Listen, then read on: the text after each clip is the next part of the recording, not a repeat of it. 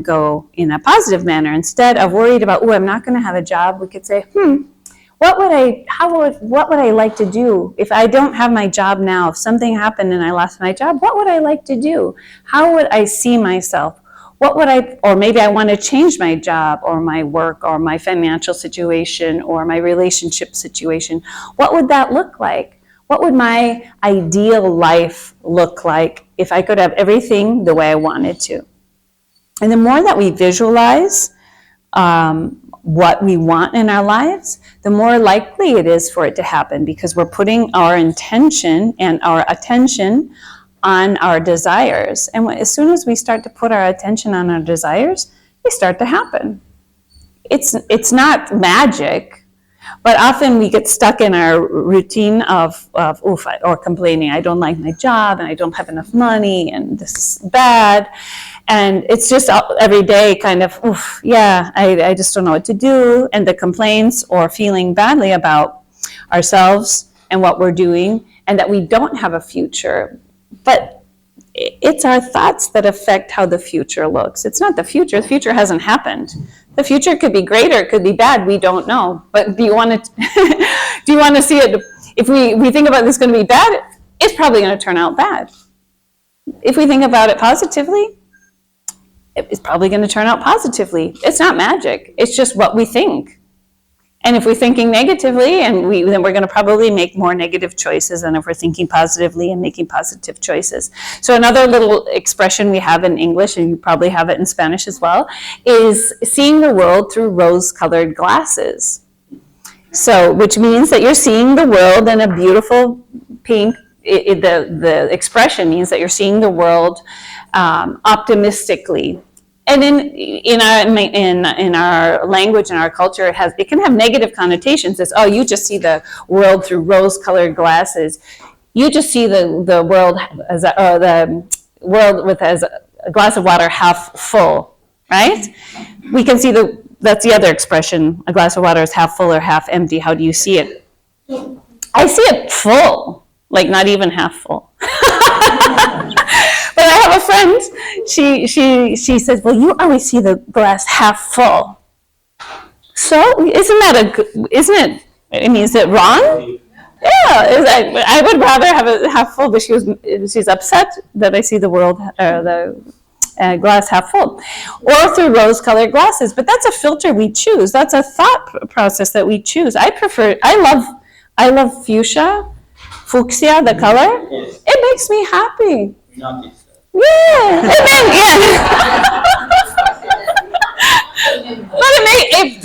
it makes me happy. Should I not do it because somebody might think it's too bright? If they think it's too bright, you don't have to look at it. I like fuchsia. Sorry, I'm not gonna. Well, actually, not sorry. Sorry, not sorry.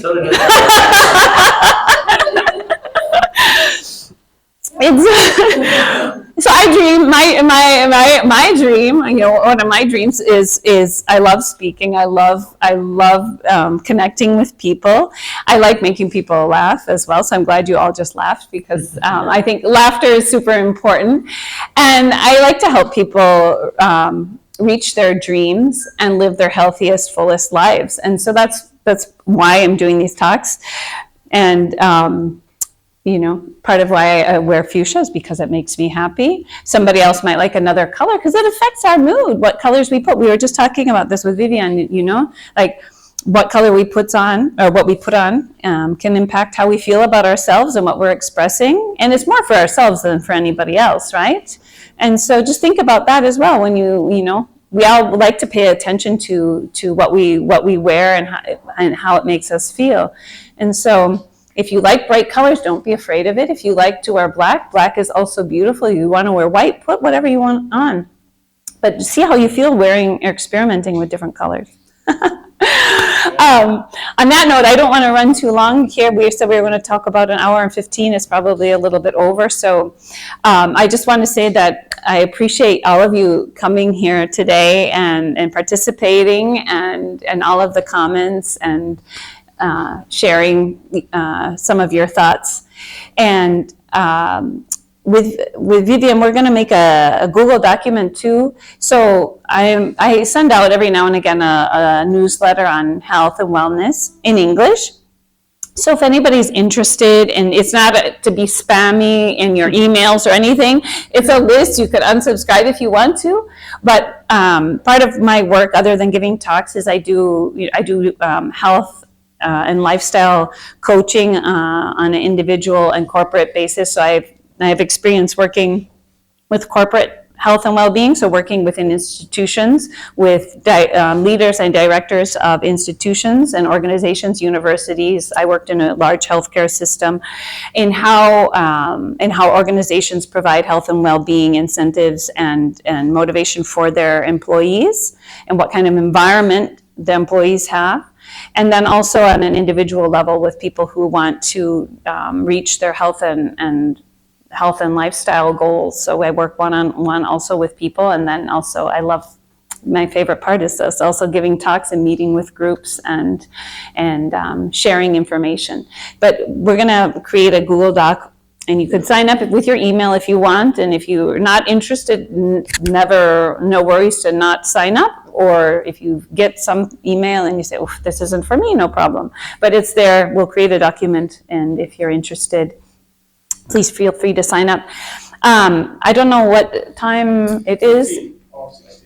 Okay, maybe we have a few minutes, 15 minutes, for any kind of questions or answers. I did want to share quickly a little bit more from my bag of distractions. Let's see what you have in there.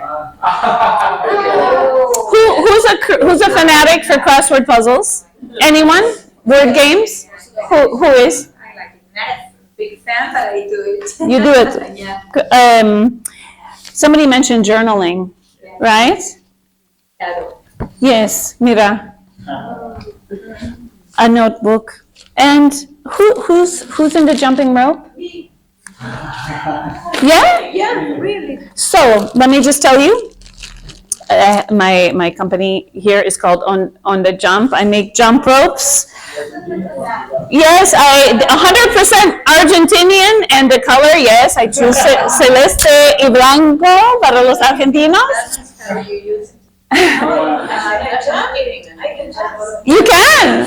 Wait, no, come here. So this one will be too long for you right now. This one, well, bring it up here. It'll be too long for you, so I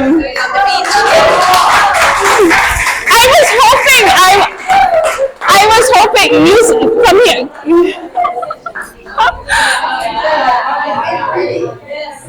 I knew it. I was.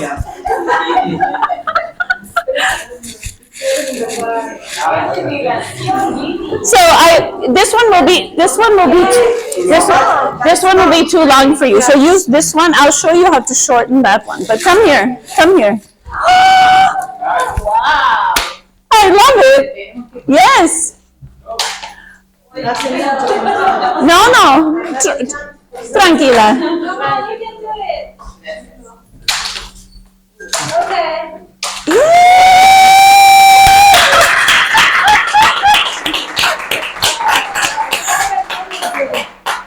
I should wear sneakers and maybe. But you're doing it in sandals.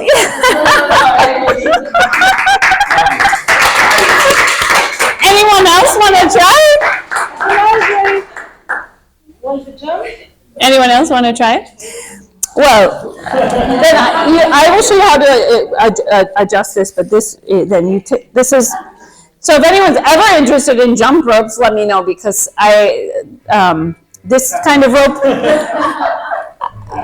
was not here in Argentina until I started making it. This was a pandemic project. So something good that came out of the pandemic was jump ropes for Argentina. So how can I shorten it? All right. How can I shorten it? Where is that coming from? Rocky.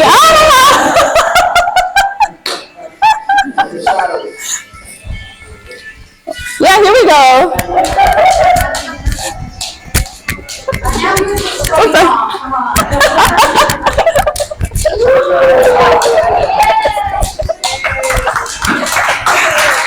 Hold on. can I add another one for you? Can I add one to the list? Yes, please. We mentioned a little bit, you mentioned gardening, but contact with nature, I think is a really, Yes. for me, no, maybe for other people, I have a little garden on the back of the house, lucky for that, but I walk barefooted, and it really, because as we know, we are positive, and the earth is negative, so that combination really keeps you down. Yes. Working the animals. Yes. So in the sensing, I don't know if I put it in one version. I had like sensing is this connection of nature, but this is very good. I'll make it more explicit because it's super important, and especially in the city, right? It's just we are constantly hearing noise and smoke and fumes. And traffic and, Yeah, it's super important, and so it's nice if you have a little space or a garden, or even here in Buenos Aires, some of the parks are just amazing where you can really get into the park and feel the fresh air and not even notice that you're in the city. Are there any other questions or comments? Go ahead, go. And Very engaged. in my experience, from those difficult moments, hard moments, really hard for someone who had panic attacks, I think the first two things you said are the best. That is moving and breathing. And even if you cannot go anywhere, you have just this home or your apartment, you have to breathe and start walking around your farm and never stop. Yes, because it helps change our thoughts and helps change our I don't know, whole but it's being. something that really helps if you're having a heart. Yes, movement is probably because the first inclination sometimes is to move, right? So listen to that. It's not to run away from the feeling, but when we start to move, we also calm down. You're And doing so, something. You're doing yes, something. yes, great. I think it's in my experience, it's you talked about anxiety there at different levels. Yes, And when it's really hard, walk and breathe. Is yes, really yes, yes. And also putting our, like, if you could walk and breathe in nature, even, and barefoot, like you said, yeah, really great, because you're getting multiple benefits at once, so. No, I just wanted to speak on behalf of, those of us for whom all of this does not come naturally, right? But we don't experience